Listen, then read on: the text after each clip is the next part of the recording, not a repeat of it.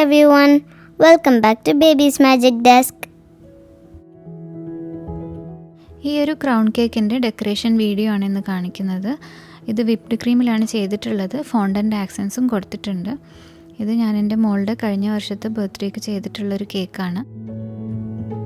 ഈ കേക്കിൻ്റെ ബേസിക് സ്പഞ്ചായിട്ട് ഞാൻ യൂസ് ചെയ്തിട്ടുള്ളത് ചോക്ലേറ്റ് സ്പഞ്ചും വാനില സ്പഞ്ചും ആണ്. കേക്കിൻ്റെ ഫില്ലിങ്ങിനും ക്രം കോട്ടിനും വേണ്ടിയിട്ടുള്ള ക്രീമാണ് ആദ്യം ബീറ്റ് ചെയ്തെടുക്കുന്നത്.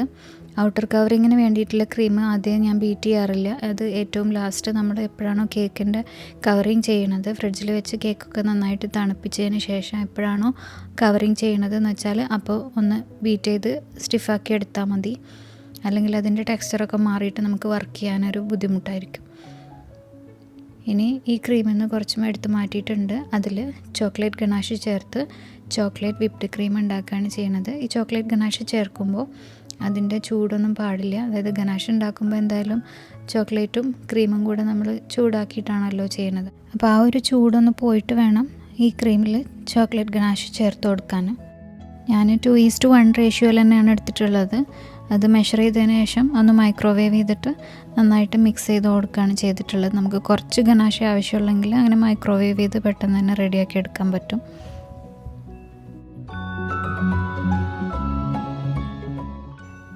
ഇപ്പോൾ കേക്ക് സെറ്റ് ചെയ്യാൻ ആവശ്യമായിട്ടുള്ള 2 ടൈപ്പ് ക്രീമും 2 ടൈപ്പ് സ്പഞ്ച് കേക്കും ഒക്കെ റെഡിയാക്കി വെച്ചിട്ടുണ്ട്. 5 ഇഞ്ചസിൻ്റെ പാനിൽ ബേക്ക് ചെയ്തെടുത്തിട്ടുള്ള കേക്കാണിത്. ഇതിൻ്റെ രണ്ടിൻ്റെയും റെസിപ്പി ഞാൻ മുമ്പ് അപ്ലോഡ് ചെയ്തിട്ടുണ്ട്. അതിൻ്റെ ലിങ്ക് ഡിസ്ക്രിപ്ഷൻ ബോക്സിൽ കൊടുക്കുന്നുണ്ട്. ഇനി നമ്മൾ സാധാരണ ചെയ്യണ പോലെ തന്നെ കേക്കിൻ്റെ ലെയേഴ്സ് എല്ലാം സെറ്റ് ചെയ്തെടുക്കുക. ചോക്ലേറ്റ് ക്രീം ആക്കി കൊടുത്തതിന് ശേഷം വേണമെങ്കിൽ നിങ്ങൾക്ക് അതിൻ്റെ മുകളിൽ ചോക്ലേറ്റ് സിറപ്പും കൂടെ ഒന്ന് ആഡ് ചെയ്ത് കൊടുക്കാം. ഞാനിവിടെ വാനില സ്പഞ്ചിൻ്റെ മുകളിൽ ക്രീം ആക്കി കൊടുത്തതിന് ശേഷം കുറച്ച് സ്ട്രോബെറിയുടെ സിറപ്പും കൂടെ ആഡ് ചെയ്ത് കൊടുത്തിട്ടുണ്ട്. ഇങ്ങനെ ഓൾട്ടർനേറ്റായിട്ട് ചോക്ലേറ്റും വാനിലയും കൂടി ആക്കിയിട്ടാണ് വെച്ചിട്ടുള്ളത്.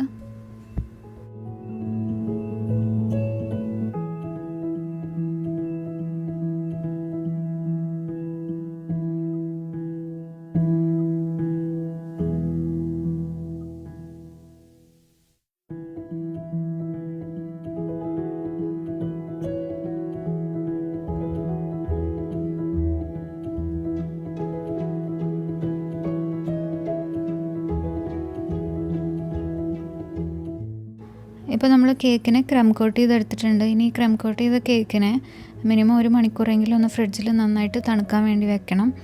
ആ സമയം കൊണ്ട് നമുക്ക് ഈ ഫോണ്ടൻ്റ് ആക്സൻസ് ഒക്കെ ഒന്ന് റെഡിയാക്കി എടുക്കാം. ആദ്യം ക്രൗണാണ് ചെയ്യുന്നത്. ക്രൗണിന് വേണ്ടിയിട്ട് ഒരു പേപ്പർ എടുത്ത് ഇതുപോലൊരു ഗ്ലാസിൻ്റെ മുകളിൽ വെച്ച് സൈസ് ഒന്ന് നോക്കി വെക്കുക. നമുക്ക് എത്ര സൈസ് വേണമെന്ന് വെച്ചാൽ അതിനനുസരിച്ച് ഒരു ഗ്ലാസ് എടുത്ത് അതിൻ്റെ മുകളിൽ വെച്ച് നോക്കിയിട്ട് ഈ പേപ്പർ കറക്റ്റ് അളവിൽ കട്ട് ചെയ്തെടുത്ത് ഇതുപോലെ മടക്കി ക്രൗണിൻ്റെ ആ ഷേപ്പ് ഒന്ന് മാർക്ക് ചെയ്ത് കട്ട് ചെയ്തെടുക്കുക.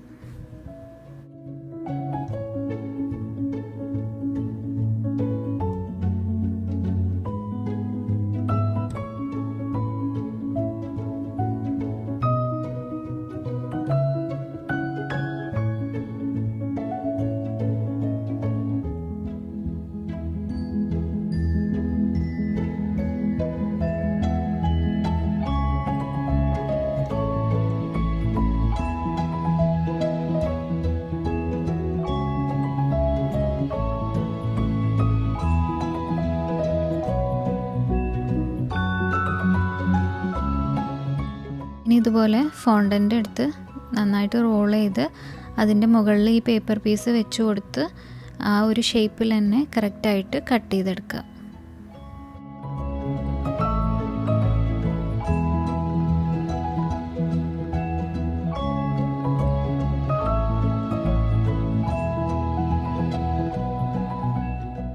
ഞാനിത് കട്ട് ചെയ്തെടുത്തിട്ടുണ്ട്. ഇനി ഈ സിഗ്സാഗ് പോലെയുള്ള പോർഷൻ്റെ ഷാർപ്പ് എൻഡ് ഒന്ന് കട്ട് ചെയ്ത് കളയുന്നുണ്ട്. ഞാനവിടെ ഷുഗർ പേൾസ് വെച്ച് ഒട്ടിക്കാനാണ് ഉദ്ദേശിക്കുന്നത്.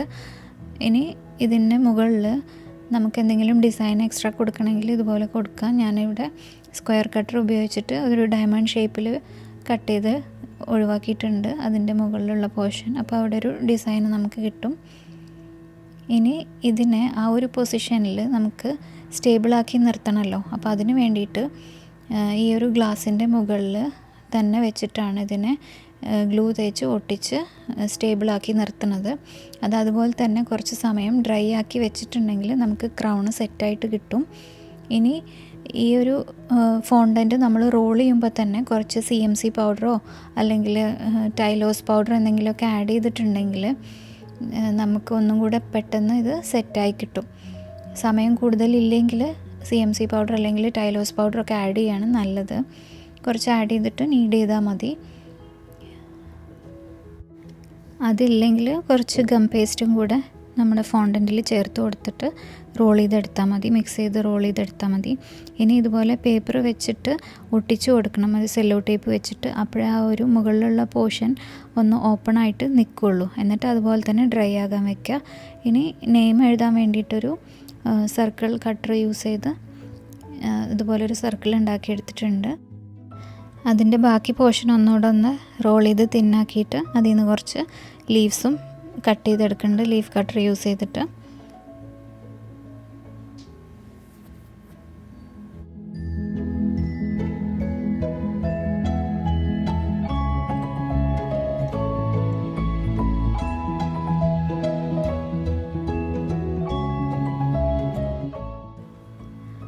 ഇനി നമ്മൾ നേരത്തെ കട്ട് ചെയ്ത് വെച്ചിട്ടുള്ള സർക്കിളിൻ്റെ എഡ്ജിലൂടെ ഇതുപോലെ സ്റ്റിച്ചിങ് ടൂൾ യൂസ് ചെയ്ത് ഒരു സ്റ്റിച്ചിങ് ഡിസൈൻ കൊടുക്കുകയാണ്. ഇനി അതിനകത്ത് നെയിം എഴുതാൻ നമുക്ക് സിലിക്കോണിൻ്റെ ലെറ്റർ സ്റ്റാമ്പൊക്കെ ആൽഫബറ്റ് സ്റ്റാമ്പൊക്കെ വാങ്ങിക്കാൻ കിട്ടും. അതുണ്ടെങ്കിൽ അത് വെച്ച് നീറ്റായിട്ട് നെയിം എഴുതുക. എൻ്റെ കയ്യിൽ അന്ന് ഇതുണ്ടായിരുന്നില്ല, ഇത് ഞാൻ പറഞ്ഞല്ലോ ഏകദേശം 1 വർഷം മുമ്പ് ചെയ്തൊരു കേക്കാണ്.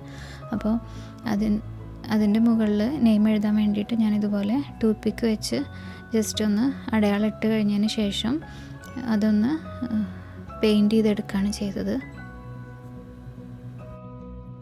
എഡിബിൾ മെറ്റാലിക് ഗോൾഡ് പെയിൻ്റാണ് ഇത് പെയിൻറ്റ് ചെയ്യാനായിട്ട് ഞാൻ യൂസ് ചെയ്തിട്ടുള്ളത്. റെയിൻബോ ഡസ്റ്റിൻ്റെ മെറ്റാലിക് പെയിൻ്റാണിത്.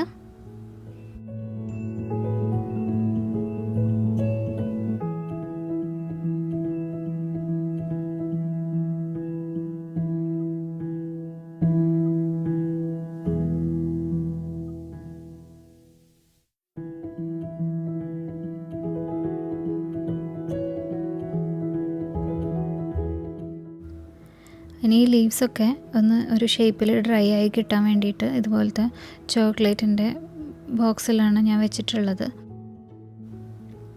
ഇനി ഇതിൻ്റെ ബോർഡറിൽ കൊടുക്കാൻ വേണ്ടിയിട്ട് പിങ്ക് ഫോണ്ടൻ്റ് കൊണ്ട് തന്നെ നീളത്തിലൊരു റിബൺ പോലെ കട്ട് ചെയ്ത് റോൾ ചെയ്ത് വെച്ചിട്ടുണ്ട്. അതുപോലെ തന്നെ ബാക്കിയുള്ള ഫോണ്ടൻ്റ് യൂസ് ചെയ്ത് കുറച്ച് ഫ്ലവേഴ്സും കട്ട് ചെയ്ത് വെച്ചിട്ടുണ്ട്, ഫ്ലവർ കട്ടേഴ്സ് യൂസ് ചെയ്തിട്ട്.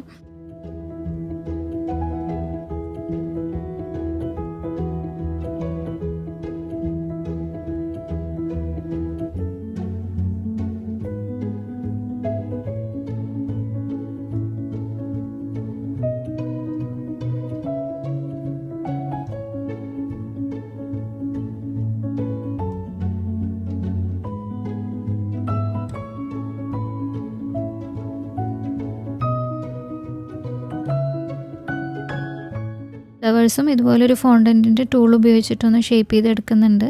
സ്റ്റീൽ ബോളുള്ള ഫോണ്ടൻറ്റ് ടൂളാണെങ്കിൽ ഒന്നുകൂടെ സ്മൂത്താക്കിയിട്ട് നമുക്കതിനെ ഷേപ്പ് ചെയ്യാൻ പറ്റും. ഇനി ഒരു ബോ ഉണ്ടാക്കണം. ബോ ഉണ്ടാക്കാനും കൂടെയായിട്ടുള്ള ഫോണ്ടൻറ്റ് റോൾ ചെയ്തിട്ട് നീളത്തിൽ കട്ട് ചെയ്തെടുക്കുക. റിബണായിട്ട് കട്ട് ചെയ്തെടുത്ത് അതിനൊന്ന് ബോ ആയിട്ട് ഷേപ്പ് ചെയ്ത് വെക്കുക.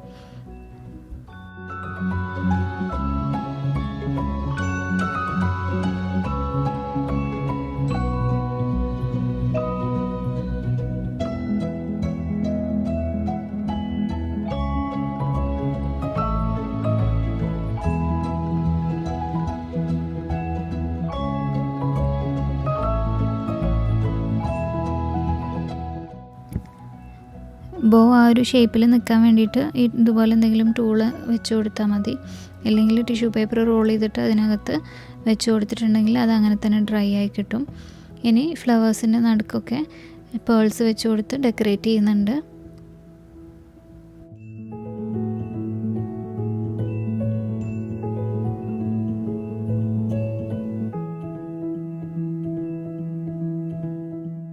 ഇനി നമ്മൾ നേരത്തെ ഡ്രൈ ആകാൻ വെച്ചിട്ടുള്ള ലീവ്സ് എടുത്ത് അതും കൂടെ ഒന്ന് മെറ്റാലിക് ഗോൾഡിൽ പെയിൻറ്റ് ചെയ്തെടുക്കുക. ഇപ്പോൾ ഫോണ്ടൻ്റ് ആക്സൻസ് ഒക്കെ ഏകദേശം റെഡിയാക്കി വെച്ചിട്ടുണ്ട്. ഇനി അതൊന്ന് ഡ്രൈ ആയി നന്നായിട്ട് സെറ്റായി വരുമ്പോഴേക്കും നമുക്ക് കേക്ക് ഒന്ന് ഇതുപോലെ ഔട്ടർ കവറിങ് ചെയ്തെടുക്കണം.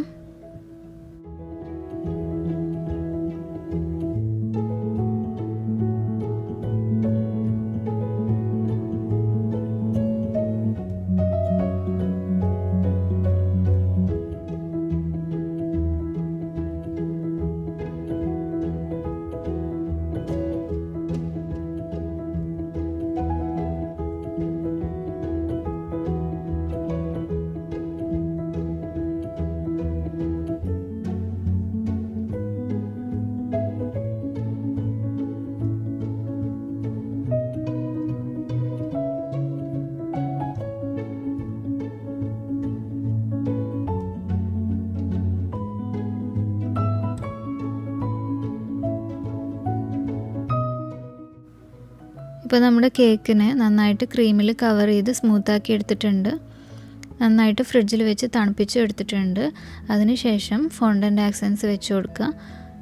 ഇനി ഈ ഫോണ്ടൻ്റ് ആക്സൻസ് നമ്മൾ വെച്ച് ഡെക്കറേറ്റ് ചെയ്യുന്നത് കേക്ക് നമ്മൾ പ്രസൻറ്റ് ചെയ്യുന്നതിൻ്റെ ലാസ്റ്റ് മൊമെൻറ്റിൽ, അല്ലെങ്കിൽ നമ്മൾ പുറത്തേക്ക് ചെയ്ത് കൊടുക്കുന്ന കേക്കാണെങ്കിൽ ഡെലിവറി ചെയ്യുന്നതിൻ്റെ കുറച്ച് മുമ്പായിട്ട് നമ്മൾ ഈ ആക്സൻസ് ഒക്കെ വെച്ച് കൊടുത്താൽ മതി. നേരത്തെ തന്നെ ചെയ്തിട്ടുണ്ടെങ്കിൽ നമ്മൾ വീണ്ടും അത് ഫ്രിഡ്ജിൽ വെച്ച് തിരിച്ചെടുക്കുമ്പോൾ ഫോണ്ടൻറ്റിന് സ്വെറ്റിംഗ് ഒക്കെ ഉണ്ടാവാൻ സാധ്യതയുണ്ട്, ടെമ്പറേച്ചർ ചേഞ്ചൊക്കെ വരുമ്പോൾ. ഒരുപാട് തിക്നെസ് ഇല്ലാത്ത ഫോണ്ടൻ്റ് ഡെക്കറേഷൻസൊക്കെ ഇതുപോലെ പതുക്കെ വെച്ച് കൊടുത്തിട്ടുണ്ടെങ്കിൽ അത് ക്രീമിൽ ഒട്ടിയിരുന്നോളും. പിന്നെ ഈ മുകളിൽ വെച്ചിട്ടുള്ള ബോ കുറച്ച് തിക്കാണ്. അങ്ങനത്തെ പോർഷനൊക്കെ വെക്കുമ്പോൾ നമ്മൾ പുറത്തേക്ക് കൊടുക്കാനുള്ള കേക്കാവുമ്പോൾ ഒരു ടൂത്ത് പിക്ക് എന്തെങ്കിലും ഇൻസേർട്ട് ചെയ്ത് അതിനൊന്ന് ഫിക്സ് ചെയ്ത് വെക്കുന്നതാവും ഒന്നുകൂടെ നല്ലത്. പിന്നെ ബോ വെച്ചിട്ടുള്ളത് ആ സർക്കിളായിട്ടുള്ള പോർഷൻ്റെ മുകളിലാണ്. അപ്പോൾ അത് സ്ലൈഡ് ചെയ്ത് താഴോട്ട് വീഴാതിരിക്കാൻ അതിൻ്റെ ഒരു സപ്പോർട്ടും കൂടെ ഉണ്ടാവും. എന്നാലും നമ്മൾ പുറത്തേക്ക് ഡെലിവറി ചെയ്യുന്ന കേക്കാണെങ്കിൽ എന്തെങ്കിലും ഒരു ടൂത്ത് പിക്ക് വെച്ച് അതിനെ ഫിക്സ് ചെയ്ത് വെക്കുകയാണ് നല്ലത്. നമ്മളത് കസ്റ്റമറിന് നേരത്തെ ഇൻഫോം ചെയ്യാൻ വേണം. ഇതിനകത്ത് എന്തെങ്കിലും ഇൻസേർട്ട് ചെയ്ത് എഡിബിൾ അല്ലാത്ത എന്തെങ്കിലും ഇൻസേർട്ട് ചെയ്തിട്ടുണ്ടെങ്കിൽ അത് നേരത്തെ ഇൻഫോം ചെയ്താൽ മതി. ഫോണ്ടൻറ്റിൻ്റെ ചെറിയ ചെറിയ ഫ്ലവേഴ്സ് വെക്കുമ്പോൾ വലിയ കുഴപ്പമൊന്നും ഇല്ലാതെ അത് അവിടെ ഇരുന്നോളും. അതിന് പ്രത്യേകിച്ച് ടൂത്ത് പിക്കൊന്നും വെക്കേണ്ട കാര്യമില്ല. ഇനി ഈ നെയിം ബോർഡിൻ്റെ ചുറ്റും ഞാൻ ഗോൾഡൻ പേൾസും കൂടെ വെച്ച് ഡെക്കറേറ്റ് ചെയ്യുന്നുണ്ട്.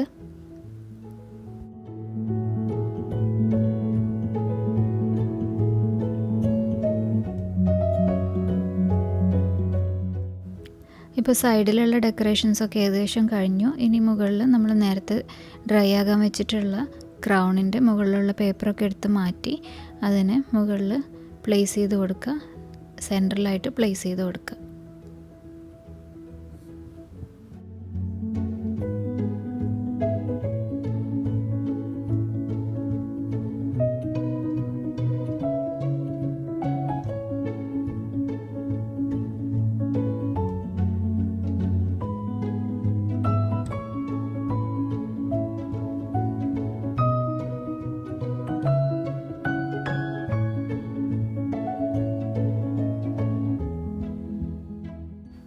ക്രൗണിൻ്റെ സൈഡിലും താഴെയുള്ള റിബണിൻ്റെ സൈഡിലും ഒക്കെ ആയിട്ട് കുറച്ചുകൂടെ ഫോണ്ടൻ ഫ്ലവേഴ്സും കൂടെ വെച്ച് ഒന്നുകൂടെ ഒന്ന് ഡെക്കറേറ്റ് ചെയ്ത് മുകളിലൊരു ടോപ്പറും കൂടെ നമ്പർ ടോപ്പറും കൂടെ വെച്ച് കൊടുത്തിട്ടാണ് കേക്ക് ഫിനിഷ് ചെയ്തിട്ടുള്ളത്.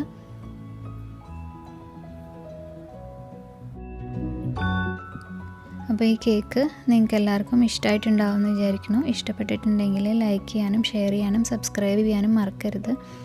Thank you so much for watching babies magic desk.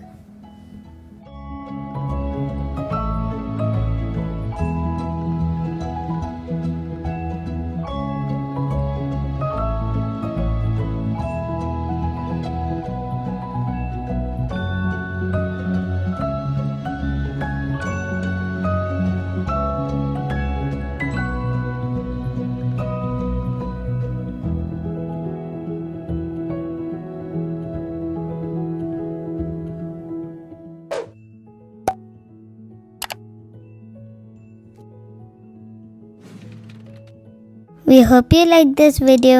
Don't forget to like, share and subscribe. See you soon with another video. Until then, take care and bye.